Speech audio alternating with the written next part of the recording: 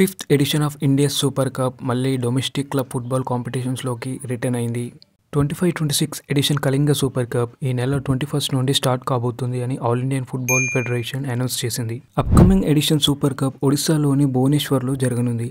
ఈసారి జరగబోయే super cup matches అన్ని కళింగ స్టేడియంలోనే 2 ఆల్టర్నేట్ పిచ్చెస్లో ఈ మ్యాచెస్ అన్ని జరగనున్నాయి.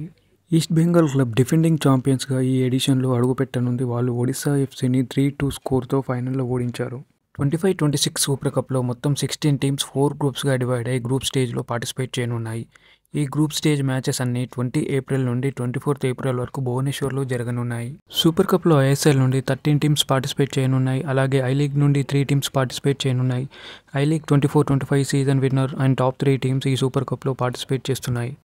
సూపర్ కప్ విన్నర్ అయిన టీం డైరెక్ట్గా ఏషియన్ ఛాంపియన్స్ లీగ్ 2 క్వాలిఫైర్స్లో ఆడేందుకు ఛాన్స్ వస్తుంది. ఏఐఎఫ్ఎఫ్ సూపర్ కప్ ఫిక్చర్స్ని కూడా రిలీజ్ చేసింది. మన హైదరాబాద్ తన ఫస్ట్ మ్యాచ్ 24న జంషెడ్పూర్తో తలపడనుంది. Thanks for watching.